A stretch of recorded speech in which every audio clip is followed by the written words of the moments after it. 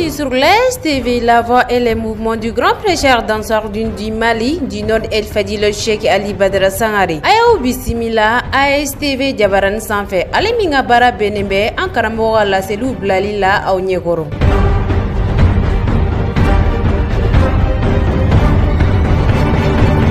TV AS filɛbagaw aw ni ɲantuma jamana kɔnɔ ani jamana kɔ kan. Alhamdulillah komi an y'a fɔ aw ye cogoya min na an fa ni an karamɔgɔ an ka Usaziba Cheikh Ali Badara Sangare a bɛ munumunu salo la Côte d'Ivoire jamana kɔnɔ ni wagati in na kɛrɛnkɛrɛnnenya n'a bɔkɛ. An Usaziba Cheikh Ali Badara Sangare a wulila ni ka t'i ɲɛda a balimakɛ ka Sulemani ka taa balimaya ni sinjiya ni kelenya foli kɛ a la ni ka dugawuba kɛ ka segin ka ladilikanw caman. AS ka jatala minnu tun bɛ an karamɔgɔ nɔfɛ balimaya ni sinjiya foli kɛnɛ in ka olu ye ja minnu sɔrɔ aw ni ne an ka jɛ ka ɲamadaw fɛ.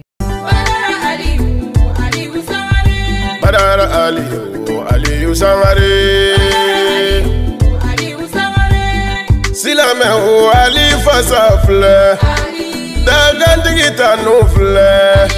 jɔnjɔntigi ka baro filɛ an bɛ Ali wele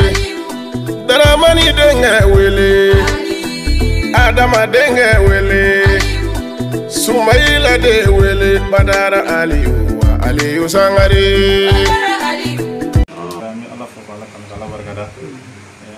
na kadi kosɛbɛ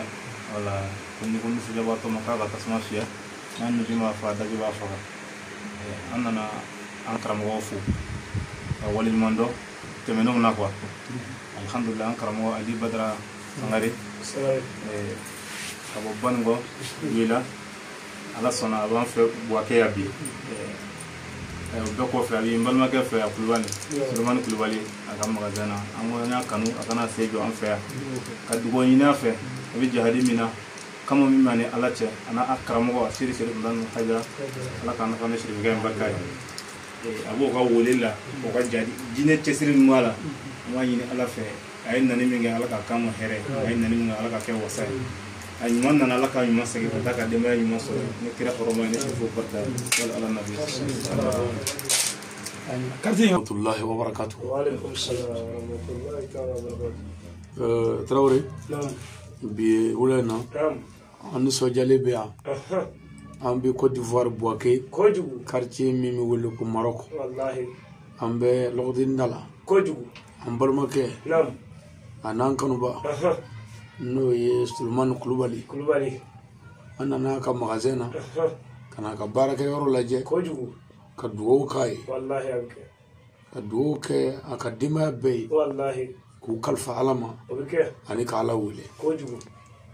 ɲɛnamaya ye sababu de ye Sulemani Kulubali hɔrɔn don balima ɲuman don ne n'a ye ko caman kɛ o kɔnɔnaw na an dara a la o de la an nantɔ Buwake an ye misayi caman n ko an kun bɛ yanga o danaya de n'o tɛ i ye waati min k'an fɛ n'an kun tigɛr'i la an kun bɛ tɛmɛ i tun b'a mɛn k'an dɛmɛna a tun bɛ wele kɛ Usazu i tɛmɛna karamɔgɔ ma bɔ a kalama dɛ o y'a bannen de ye an b'o yafa ɲiniw kɛ k'o kumaw bɛɛ kɛ a banna mɛ an dara a la Solo Kulubali a n'an balimakɛ a n'a kanuba n'a terikɛ n'o ye Jamiya Ansarudine Islamiya cɛgɔlɛ ye Babina Jire u bɔra ɲɔgɔn fɛ Buwake yan ka se Mali la ka taa fɔ Bango doyi la ka taa an sɔrɔ so ka t'u yɛrɛ kun kalifa an ma ka dugawu ɲini an fɛ an fana ye kalifaw minɛ an yɛrɛ ye dugawu ɲini u fɛ o tuma n'a fɔra ko mɔgɔ min bɔra yan ka t'i sɔrɔ f'i sigiyɔrɔ la n'i nana se o sigiyɔrɔ la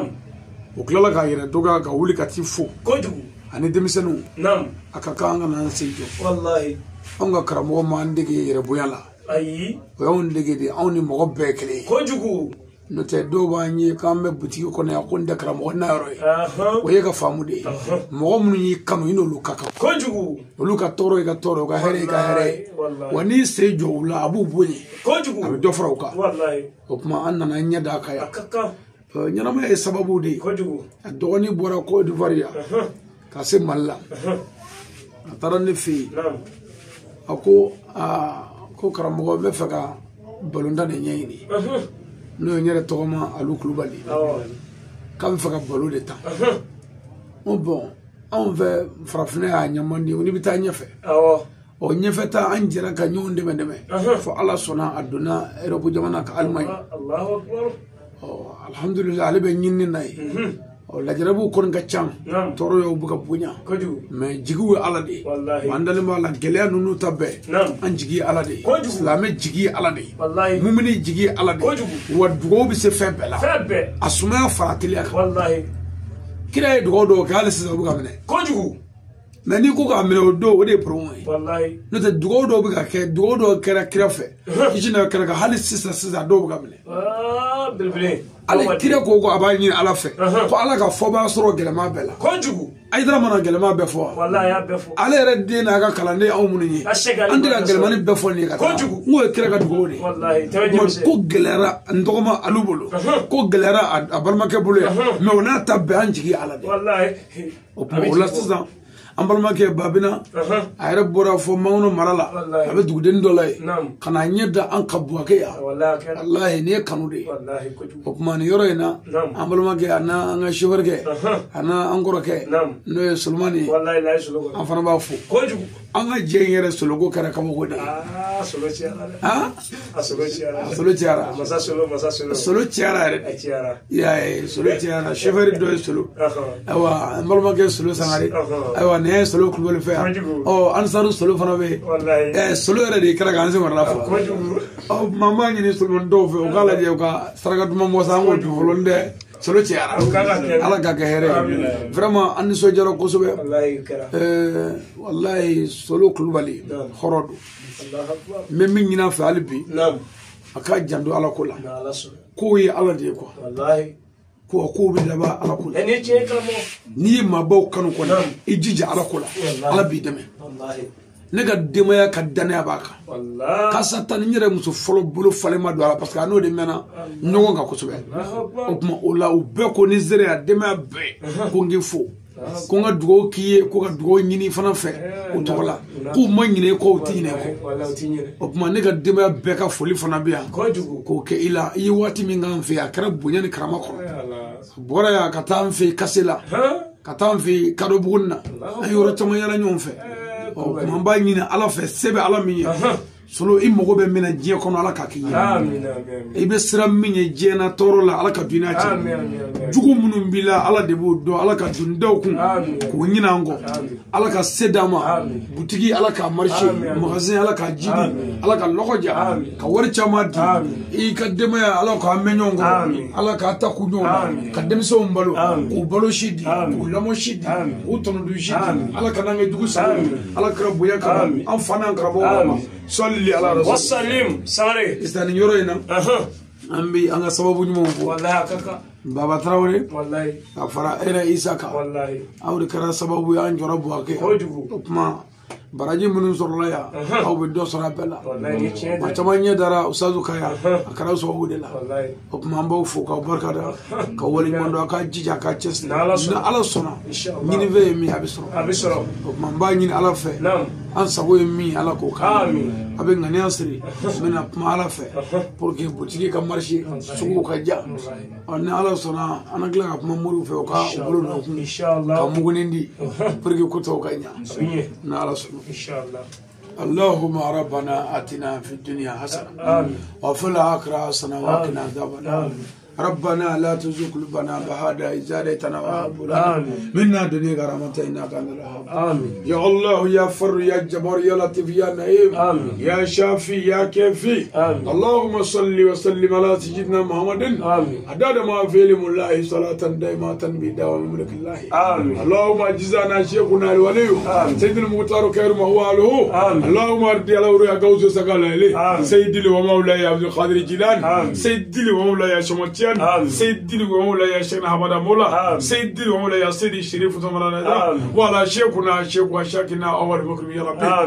اله الا انت سبحانك ربنا ظالمين صلي سبحان ربك رب العزه اما يصفون والصلاه والسلام على المرسلين الحمد لله رب العالمين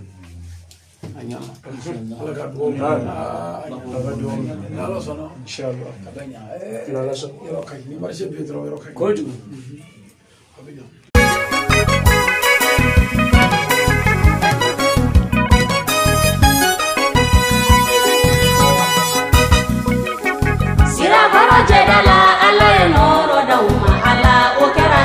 baye sira koro jedala ala ye noro dawma ala o kera here baye noro be mana mana igo badiru kallo noro be mana mana igo dolo nyeduma noro sira koro jedala ala ye noro dawma ala o kera here baye noro ni mbora mini abora maga wono kajigi madina kana iraki kikuna kufaka aye pozida kufa konona kikuna malika farafina dugula jigina tomutu konona kikuna glugoroka glugoro Koitolo demain. Ça va?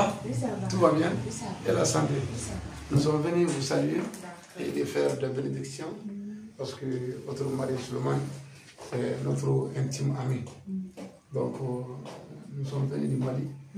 et je suis prêcheur, prédicateur. Tu connais prêche? L'annonciateur du courant. Voilà, donc je me nomme Ali Sangaré. Je suis avec mes légères et mes collègues pour faire des bénédictions et pour vous saluer. Vraiment, on vient de quitter au magasin là-bas.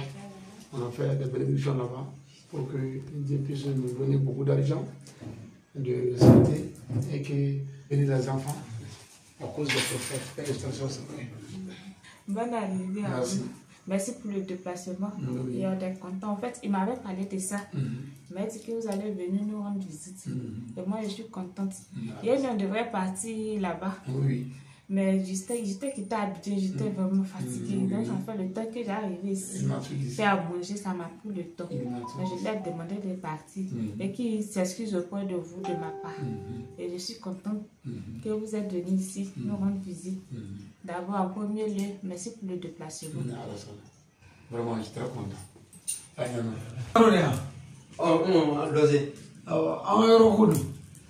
Bon, allez, Théa. Avec Nania Sri, on a fait à Inch'Allah. Donc, nous sommes allés à Tchoumana. Nous sommes allés à Tchoumana. Madame Ware, ni allé à Tchoumana. Magasin à Jiri Tchoumana. Nous sommes allés à entre que nous avons sur le club.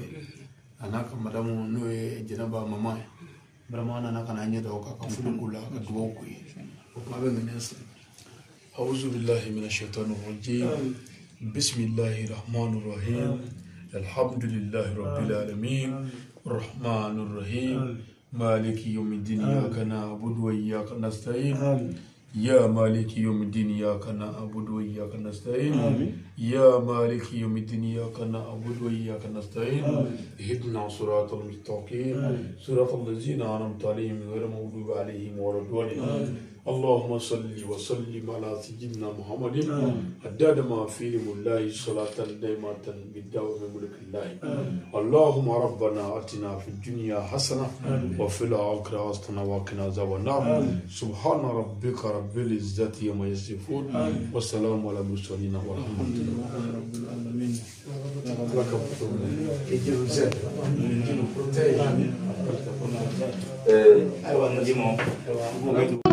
Yeah!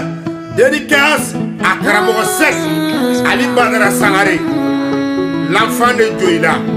Yaraoula Barga, Karaboun Bourguer, Barga. Chaque année, Nana, Badara Sangaré.